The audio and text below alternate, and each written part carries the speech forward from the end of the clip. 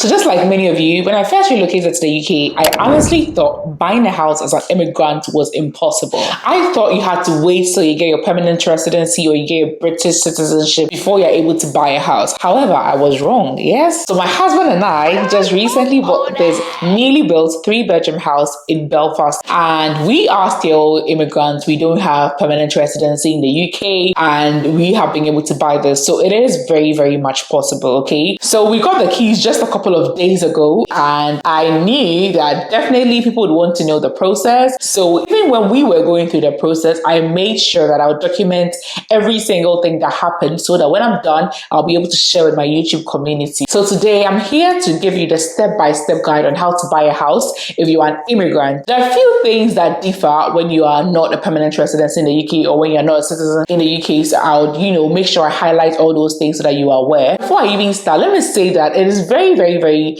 much attainable, okay? To me, buying a house in the UK is much easier than buying a house back home. And you get to know why very, very soon. So don't be turned off when you see house prices on the internet or when you see house prices on any app. Know that it's very, very much attainable. I have been here about 4 years now. My husband has been here almost 2 years and we did this, okay? It's very, very, very much possible, okay? So if you're interested in knowing the step-by-step guide on how to buy a house, especially for immigrants, then keep watching. Stop that. So this video is proudly sponsored by Lemonade Finance. Lemonade Finance is a money transfer app that allows you to send money from the UK, Canada, and the US. Yes, so all my friends in the US now, you can actually download Lemonade Finance using the link in the description to send money to 10 different African countries at no fee at all. You can send money to Ghana, you can send money to Nigeria, to Tanzania, to Uganda, to Rwanda, to Kenya, to Benin, Ivory Coast at no transfer charge. As a matter of fact, if you send money using the referral code Nanelle, you get 10% of the money you're transferring back into your account. So if you send £100, you get £10 back. If you send £200, you get £20 back, but it's capped at £50, okay? So download Lemonade Finance with the link in the description. Send money now using Lemonade Finance and let me know what you think. No transfer charge and the money goes instantly. It's super convenient and very, very reliable, okay? So thank you, Lemonade Finance, for sponsoring today's video. So you want to buy a house in the UK. That's a good idea, okay? That's a very good idea. So there are many ways of buying a house in the UK. There are so many ways, okay? The easiest and the fastest way is buying it outright, like paying cash outright, okay? So obviously, let's say you got some inheritance from your rich father back in Africa or wherever, and then you come to the UK, you want to buy a house, you don't want to rent. You go online, you search online, you find a house, beautiful house, let's say it's £300,000 and you have that money. You can actually pay cash. It doesn't matter whether you are not from here or you are from here. So far as you have the money, they'll give you the house, okay? So far as you can pay outright, it's the easiest and the fastest way. However, not a lot of people can go through this route, okay? So we have other options. We have like auction, okay? So with auction, what happens is that, so you put down a deposit, okay? So they'll show a couple of houses. Usually these houses are much cheaper. Sometimes they are like really like below market value because maybe they are old houses or they have some unusual negative something about them, so people might not really like them, so they sell them for cheaper prices. So maybe you agree and then the hammer falls back, you've bought the house, okay? So it's a much quicker and a much faster way, but usually it's cheap houses and houses that are not really in good condition. And another option is the shared ownership, okay? So you can buy a house and then you only own part of the house, okay? So you only have, let's say, have 70% ownership of the house, and then the lender will have, let's say, 30% ownership of the house, okay? When you buy a house with a shared ownership, usually you don't need to gather as much deposit, and then later as the years go by, you can gather money to buy the remaining 30% of the house, okay? So people actually also do that. So that's another way you can buy a house, okay? And then the most popular, the most common, the one that my husband and I did is mortgage, okay? So this is how mortgage works. Let's say you've seen a house you like, but you don't have like the total amount because it's expensive, right? But you can raise, let's say, a certain percentage, okay? Let's say you can raise, let's say, 5% of the cost of the house. Then you get a lender, like a bank, to loan you the remaining 95%, okay? So they give you this money and then you buy the house with the money, okay? And then you pay this bank over a number of years, usually 25 years or 30 years, sometimes even 35 years with interest, okay? So that's what we did. When you see most videos online say we bought a house, usually, like, let me say maybe 90% of the time, they only got percentage of the house and then they got the bank to support them with the rest. So they are still paying the bank over the years, okay? Okay, so usually that's how it works. So for our house, for instance, we bought it through mortgage. Our house was close to £200,000, okay, and we paid 10% of the house. So we gathered close to £20,000 as deposits, okay, and then we got a bank to give us the remaining 90%. So the bank gave us the remaining 90%, and then we bought the house with the money. So over a span of, let's say, 20 years or 25 years, we'll be paying the bank with interest, okay. So that's basically what mortgage is, and that's what we did, or that's the most common way to buy a house, and that's what I'll be talking about today, okay. Let's say you want to buy a house, okay, you have to actually decide on the kind of house you want to buy, and then research to know the prices, and then start saving towards your deposits, okay. So let's say you are in London, and then you want to buy a house in London because you love London. You have to check online, on Rightmove, on Zoopla, on the general anywhere, to find like houses, and then see how much you're likely to pay. Are you buying an old house? Are you buying a new house? Are you buying a townhouse? Are you buying a detached house? Are you buying a semi-detached house? What kind of house are you looking for? How many bedrooms are you looking for? You have to search the kind of house that you want online and look at the current prices, okay? Then you start saving towards your deposits. So they say that you can pay as little as 5% as your mortgage deposits, and then you get the remaining 95% from a bank, okay? However, I think for most immigrants, most banks will ask you to pay at least 10%. I've heard of some immigrants that were lucky and they were able to only pay 5%, but I don't think it's really common. My husband and I, they didn't even give us that option of paying 5%. It was just at least 10%, and that's what we went for. So have a look around, search online to see. So let's say with the kind of house that you want is around £300,000. So you have to now start saving at least £30,000 for your mortgage deposit, okay? So have a look around, see the kind of the prices, okay, and then what you think suits your family size and everything, and then decide, and then start saving towards at least 10% of that cost. So the second thing you want to do is to go see a mortgage advisor. So you can actually see a mortgage advisor even before you are done saving your deposits, or as you are still saving your deposits, or after you saved your deposits. So what we did is we went to see a mortgage advisor after we had our deposits. We wanted them to see that we were serious. We already have our deposits. Mortgage advisors ideally are not supposed to charge. When there's a deal, when you finally buy your house, they will get paid by the bank, okay? So the bank will give them something. However, for our mortgage advisor, he charged us. I was very much aware he was going to charge us because I knew a couple who are also immigrants that he helped, and I was ready to go with him because he is used to assisting somebody who is not from here. I thought that he would be more knowledgeable on the process, you know, for immigrants. So I decided to go with him, and we did pay him something small. His package comes with other little things, okay? He went a bit extra, so we paid something more. When you book this appointment with a mortgage advisor, he would definitely ask you to submit, let's say, 6 months of your pay slips, submit your bank statement, 6 months bank statement, submit your passport, your biometric residence permits, let's say your P45 or your P60 or whatever. If you are somebody that does only agency work, maybe you might need to submit more pay slips than just 6 pay slips, okay? And if you are somebody who is self-employed, let's say you're a barber or you're a hairdresser, they may need you to prove a bit more than the usual worker. You see, what this mortgage advisor is going to do is that they are going to actually check your credit score. They'll ask you if you have any debts that you have not paid yet. So they'll ask you all these things, and then they will run a soft credit check. So when I say a soft credit check, that means it will not impact your credit score negatively, okay? So they run a soft credit check, one that best mimics the same one that the bank is probably going to use, okay? Because there are so many ways to check your credit score, but you don't know which one is actually the correct one. So they have a way of checking to see your actual credit score. When they check your credit score, they'll be able to tell you how much they think the bank can loan you. This is going to be different for everybody. And then they'll also let you know all your options. Let's say this bank will offer you this bank will offer you that, this bank will offer you this, so that you'll be able to choose which bank to go with, okay? I will always advise that you go with an independent mortgage advisor, okay? Some banks have their own mortgage advisors. So let's say Barclays has their own mortgage advisor, HSBC has their own mortgage advisor. So you can go and see these people, and then they will help you through the process of buying a house. However, the reason why I prefer that you go with an independent mortgage advisor is that, let's say you go with Bank A's mortgage advisor. When you go, they are only going to tell you the offer that they have for you. Okay, they're not actually going to tell you what bank B also has to offer and what bank C also has to offer. But probably bank C's offer is the best, okay? But obviously they are competitors. They're not going to tell you what bank C has to offer. So they'll only tell you what they have to offer and make it look like it's the best. And you might go with that.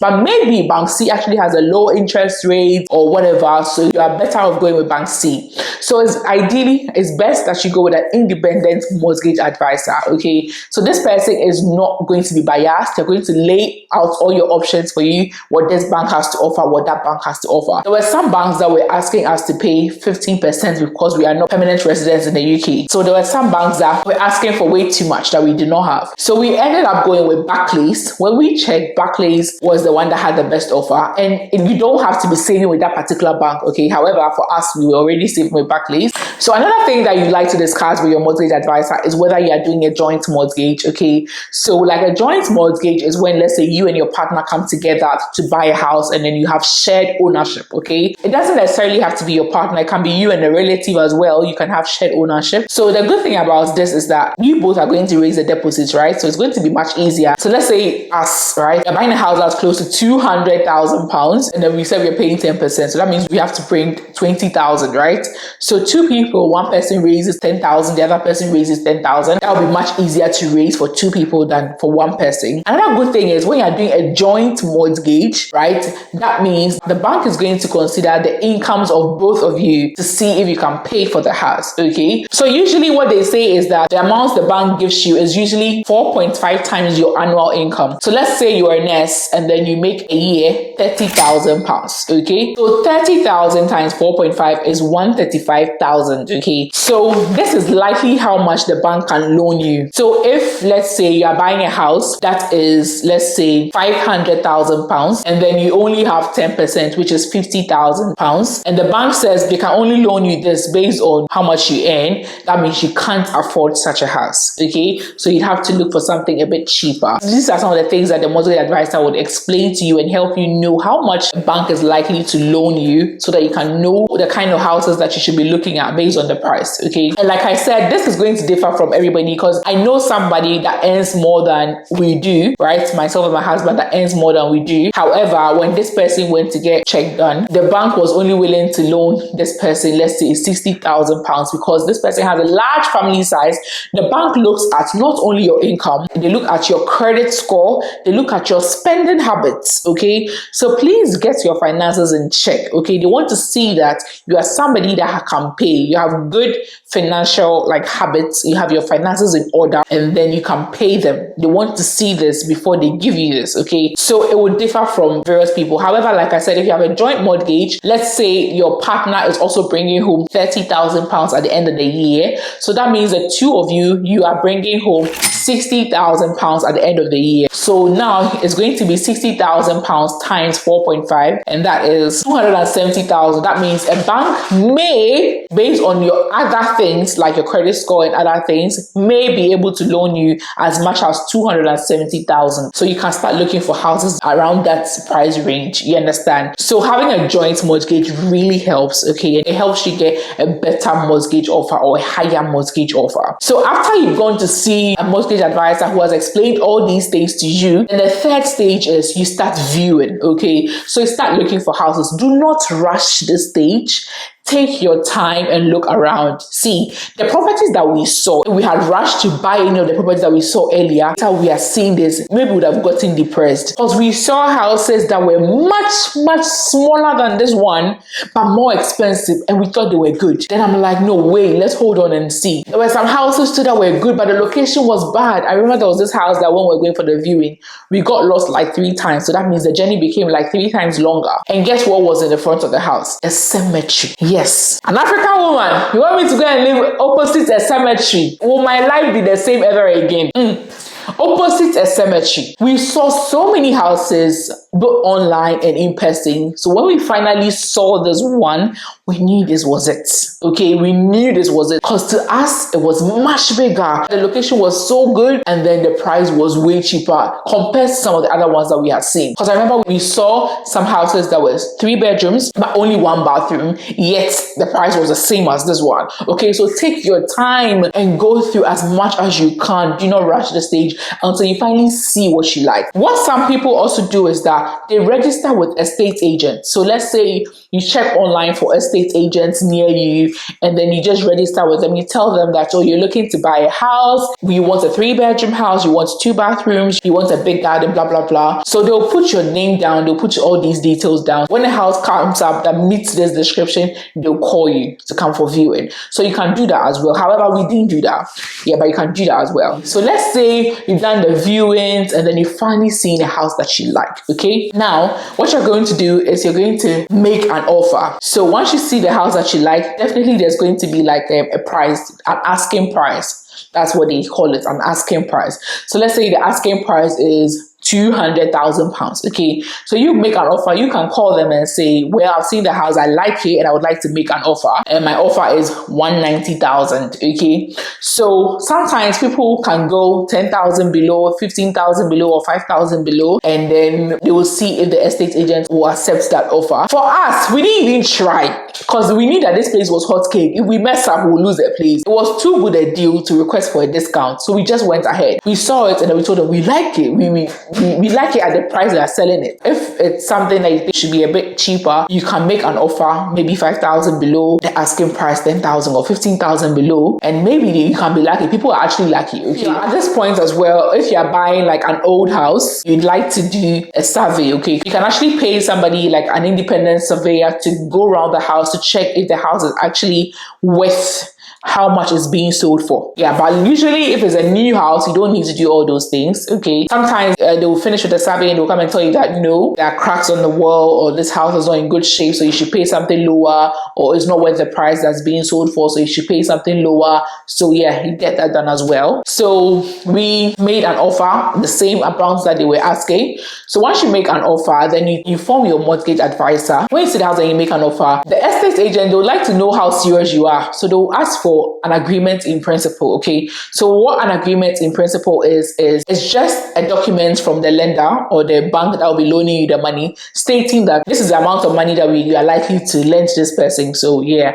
so the estate agent will know that, oh, okay, a bank, let's say Barclays, is saying that, oh, they are willing to loan you as much as, or you can borrow as much as 90,000 from them. Then the estate agent will take you serious. Okay, so they ask for agreements in principle. We told our mortgage advisor got that for us. Then confirm that, oh yes, these people can actually pay for the house. And what I love about this place is that they are very transparent in their dealings. Okay, there's no secret dealings between the estate agents and the mortgage advisor or anything like that. Every communication, they copy you in the email, they copy myself in, they copy my husband in, so we could see how they were discussing. We could see everything that they were discussing. It was really transparent and very smooth. If you want my mortgage advisor, send me a DM on Instagram. Okay, so once they get your agreements in principle, sometimes like us, they ask us to pay a holding deposit. Okay, so a holding deposit, they asked us to pay £1,000, and this £1,000 was not refundable. So that means that if we later decided that we're not going to buy the house, we'll lose the house. However, that £1,000 was also towards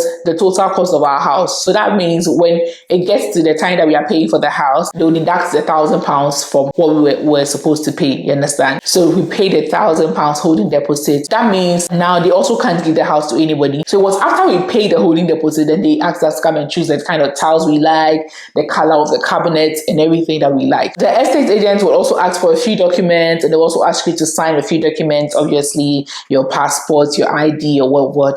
Yeah. So now your mortgage advisor will officially or formally apply for mortgage for you. Okay, will start the whole mortgage application process. So now the bank will do a thorough check on you. They will approve your mortgage, and that's one of the most exciting parts of the whole process. So they'll give you a mortgage approval. Okay, so that means the bank has now officially stated, okay, that they are going to loan you this particular amount to buy this particular house. So it's very exciting when you get that. letter or when your mortgage advisor calls you to tell you that, it's very, very exciting. So once that is done, you now have to get to a solicitor. Okay, your estate agent will, as soon as you make an offer and they accept the offer, they are going to ask for your solicitor's details. Okay, so let me say that the house buying process is actually between your solicitor, that's your legal representative, and the legal representative of the seller. Okay, they are the main parties involved. Okay, so everything is between the two of them. So your solicitor is responsible for making sure that the legal aspect of everything is done right. So they have to make sure that the person selling you the house actually owns the house that they are selling. You have to make sure that all the documents are genuine and legit. You have to make sure that it's safe and everything. Like, you have to make sure that everything is on point on your behalf. That's why you're paying them to do that. We paid our solicitor, I think, around £1,000. And I think they were the cheapest in Northern Ireland. They were the most affordable in Northern Ireland. So if you're in other parts, you should expect to pay a bit higher than that. So the solicitor also sit down with you and explain a lot of things to you. Okay, so maybe you're responsible for cleaning this part of the house, especially if maybe you share a wall with somebody or something like that. They will explain all those things to you. Also, they'll make sure that everything is right. Okay, so you sign a few contracts. Solicitors are very, very slow. Very, very, very slow. You might be angry with them, honestly. And the worst thing is, our solicitor has the same name with my husband's ex-girlfriend. That was even worse. Anyway, so now there'll be what we call exchange of contracts. Okay, so you sign a whole lot of documents. Your solicitor will also sign a whole lot of documents. The seller solicitor will give you some documents to sign. Okay, and it will be given to you through your solicitor. Your solicitor will go through to check that everything is legit, explain to you before you append your signature. And then after everything, that's the exchange of contracts. After everything, then you have to make payments. Okay, so you now pay the 10% or the whatever percent that you were willing to pay. So you pay this to your solicitor. You pay this to your solicitor, and then your solicitor will also take the remaining percentage or the loan from the bank, and then your solicitor will arrange for a day to send this money to the seller's solicitor. Okay, so the exchange of money is between the solicitors as well. So you send your money to the solicitor, and the bank will also send the remaining part of the money to the solicitor. Then your solicitor will gather this money and then pay the seller's solicitor. Okay, so the money will go into the seller's solicitor's account. So that's the exchange of contracts and the payment. Okay, and then there's the completion date. So the completion date is the date that the seller's solicitor will confirm that they received the money, and then they will arrange that you can go and get the keys. Okay, that's the most exciting part of the whole process. So you go and get your keys. You can move into the house like the same day, then pay the solicitor afterwards. Okay, so yeah, basically that's it. Okay, the only special thing with regards to being an immigrant is the initial stage. You have to go and see a mortgage advisor that understands our situation. Some people, they don't understand tier 2 visa or tier what visa you are staying here, and they don't understand those things. So you have to get somebody that actually understands and then, you know, knows how these things work. So many people on visas have bought houses. These days, the banks are aware. Okay, and there's a special mortgage advisor or mortgage brokerage company that is the best for healthcare workers, and it doesn't matter where you are, they can assist you. I'll share them in another video. And there are so many other hidden costs to be aware of when you're buying a house. So many things that we realize. I wrote all these things down and I'll share them with you in another video. So just make sure that you click on the notification bell and like this video. If you got any value, like the video. I'll come back to share these hidden costs that are involved when you're buying a house to you. Yeah, so hit the notifications so when I drop that video, you'll be able to watch. Okay, so basically this is the entire process. You don't necessarily have to have 100% of the money, just get at least 10%. Okay, also know that the higher the percentage you get, the better the deal for you. Okay, or the better the interest rates. Okay, so let's say you got only 5% and I also got 10%. Okay, at the end of the day, I will get a better or a lower interest rate compared to you. You understand? So the more money you have as deposits, the lesser you pay as interest. Okay, so put that in mind. Okay, so start searching for houses now. Start looking online. Start looking on Zoopla or Rightmove for a house, or Property Pal for a house. Okay, and yeah, so thank you so much for watching. Bye.